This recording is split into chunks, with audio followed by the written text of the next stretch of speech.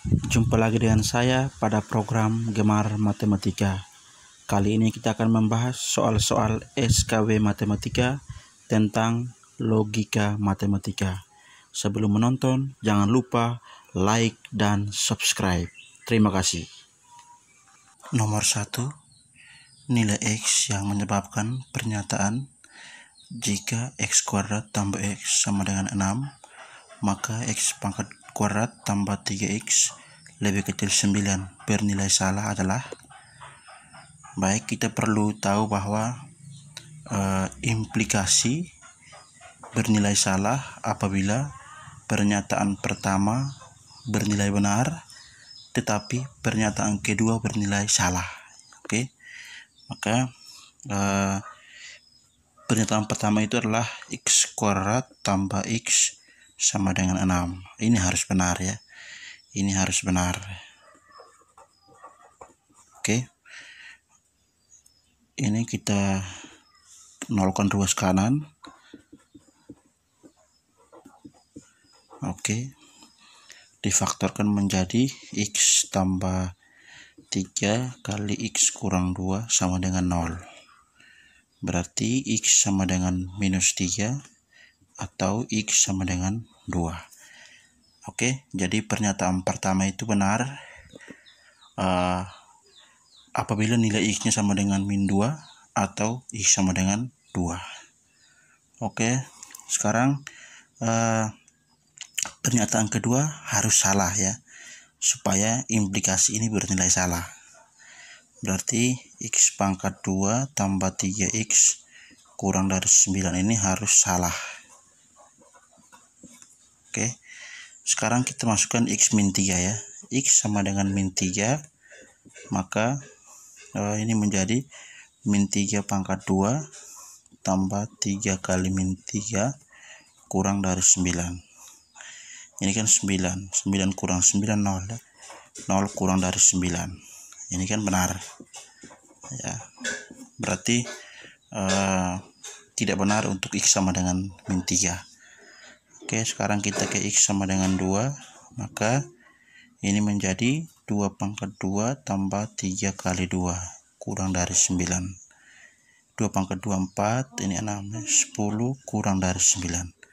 10 kurang dari 9 itu salah. Oke, jadi sudah benar salah ya, benar salah. Jadi nilai X yang menyebabkan pernyataan jika X pangkat 2 tambah X sama dengan 6, maka X pangkat 2 tambah 3X lebih kecil 9 bernilai salah adalah X sama dengan 2 ya. Oke, jadi jawabannya adalah C. Nomor 2. Pernyataan yang ekuivalen dengan jika A anggota M maka A bukan anggota N adalah. Baik, ini kita mencari kesetaraan dari suatu pernyataan ya. Ini kalau saya misalkan ini sebagai P ya, ini sebagai P, ini sebagai Q, maka pernyataan di atas adalah suatu implikasi jika P maka Q ya. Jika P maka Q. Oke. Jika P maka Q itu setara dengan yang pertama, setara dengan kontraposisinya ya. Jika ingkar Q maka ingkar P. Yang kedua, ingkar P atau Q. Oke. Jadi ada dua pernyataan yang setara dengan pernyataan di atas ya. Oke, ini kita bahasakan menjadi ingkar Q ya. Ini Q ya. Q itu A bukan anggota N, berarti ingkar Q menjadi jika A anggota N maka ingkar P ya. Ingkar P berarti A bukan anggota M ya. Maka A bukan anggota M ya.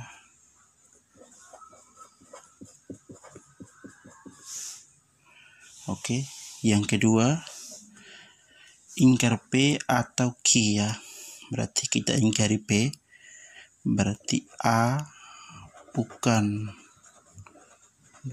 anggota M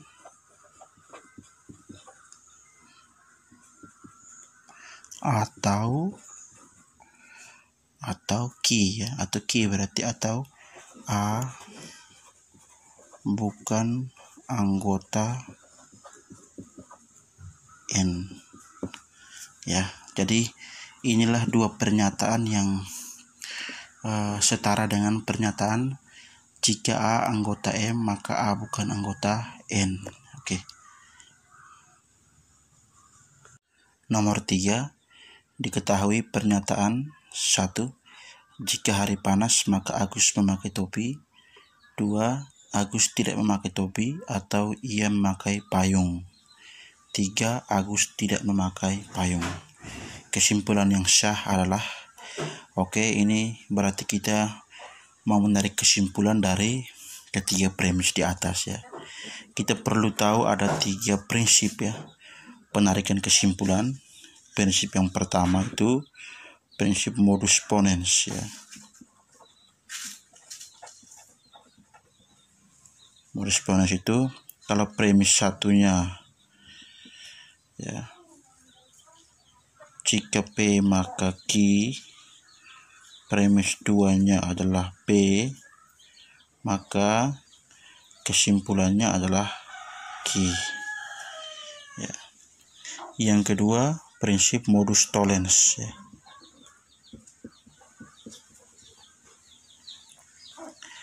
Premis 1, jika P maka Q, premis 2-nya adalah ingkar Q, maka kesimpulannya adalah ingkar P. Dan yang ketiga ya, ini yang sering digunakan ya. Yang ketiga itu silogisme ya. Silogisme premis 1, jika P maka Q, premis 2, jika Q maka R, berarti kesimpulannya adalah jika P maka R. Oke. Nah, sekarang kita lihat dari ketiga premis di atas ya. Saya katakan bahwa hari panas itu sebagai P ya. Agus memakai topi sebagai Q. Berarti Agus tidak memakai topi itu ini sebagai ingkar Q. Ia memakai payung ya Agus ya maksudnya ya. Ini R. Sehingga Agus tidak memakai payung itu adalah ingkar R. Oke. Saya tulis saja di bawah 3 pernyataan di atas dalam simbol matematika ya. Yang satu, yang pertama, jika P maka Q. Pernyataan kedua itu ingkar Q atau R. Pernyataan ketiga itu ingkar R. Oke. Sekarang kita mau menarik kesimpulan dari ketiga pernyataan ini ya. Sekarang perhatikan ya, ke kanan ya, satu tetap seperti ini ya. Jika P maka Q. Sedangkan pernyataan kedua ini kan suatu disjungsi ya. Saya ubah ke implikasi ya. Kita perlu tahu bahwa suatu implikasi P maka Q itu setara dengan suatu disjungsi bukan Q atau ingkar Q atau ingkar P atau Q ya. Maka untuk kasus ini ya, ingkar Q atau R itu kalau diubah ke suatu implikasi maka dia menjadi jika Q maka R. Oke. 3 tetap ini menjadi ingkar R. Oke. Sekarang perhatikan pernyataan 1, 2 ya. pernyataan 1, 2 itu kita bisa silogismekan ya. Kita silogismekan ya. Maka hasilnya adalah jika P maka R ya. Jika P maka R. Hasil ini kita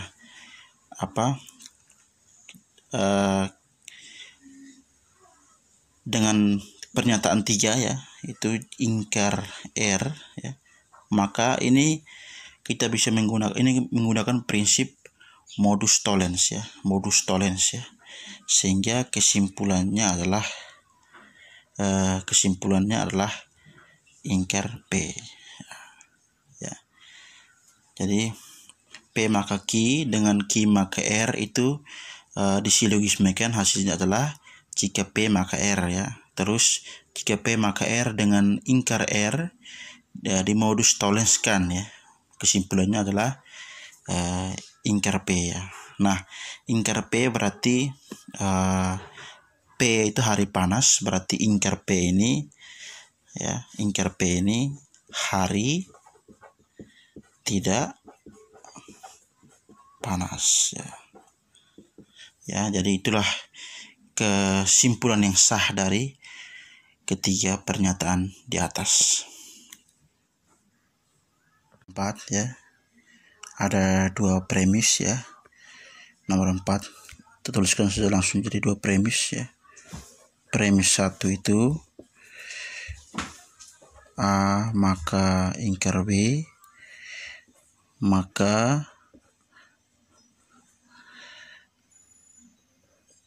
C maka ingkar D. Premis 2-nya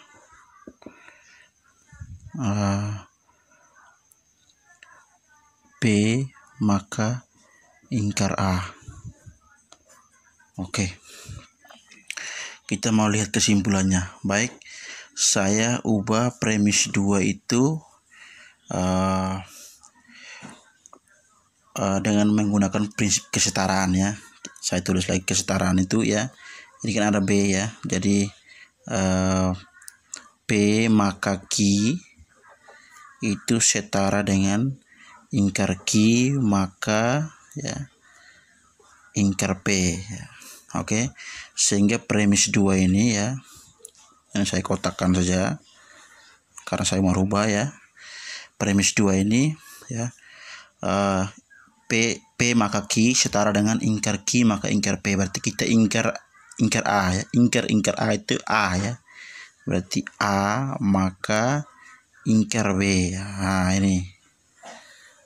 Nah, berarti kesimpulannya adalah ya, ini kita menggunakan prinsip modus ponens ya. Ya. Maka kesimpulannya adalah C maka ingkar D. Ya, kesimpulannya adalah C maka ingkar D. Nah, kita lihat pada option ya, tidak ada C maka ingkar D ya. Berarti kita akan menggunakan lagi prinsip kesetaraan ya. Prinsip kesetaraan ya. Oke. Selain kontraposisinya, ini juga setara dengan ingkar P atau Q. Oke. Jadi C maka ingkar D bisa juga setara dengan ya ingkar C ya, ingkar C atau ingkar D. Ingkar C atau ingkar D ya. Jadi jawabannya ada, yaitu P ya. Kita lihat nomor 5. Kita punya 2 premis ya. Premis 1 itu ingkar A maka B maka D maka ingkar C. Premis 2 D dan C. Oke. Untuk soal ini saya akan mengubah P1 ya, premis 1 menggunakan prinsip kesetaraan ya. Sekali lagi ya, P maka Q setara dengan ingkar Q maka ingkar P. Oke. Jadi premis 1 saya bawa ke bawah lagi ya. Ya. Berarti saya ingkar yang ini ya. Berarti ingkar dari D maka ingkar C maka ingkar ini ya. Ingkar dari ingkar A maka B. Oke. Ini premis 2 tetap ya. Premis 2 tetap. Oke. Tetap D dan C. Oke. Sekarang kita ingkari ya, ingkari yang ini ya. Ya. Premis 1 lagi ya, P1 bawah lagi ya. Ini kan sekali lagi ya, ingkaran dari P maka Q itu adalah P dan ingkar Q ya. P dan ingkar Q. Maka ini ingkaran dari D maka ingkar C, berarti itu menjadi D dan ini kan sudah ingkar, diingkar lagi menjadi C ya. Oke, ini menjadi ya sama, berarti karena ini sudah ingkaran A ya, berarti ingkar A dan ingkar B ya. Oke. P2 premis 2-nya D dan C. Oke, ini kita sudah bisa menggunakan prinsip modus ponens ya. Ya, ini sama ya, maka kesimpulannya adalah ingkar A dan ingkar B. Oke, ingkar A dan ingkar B itu sama dengan ingkar B dan ingkar A. Oke, jadi jawabannya adalah D ya.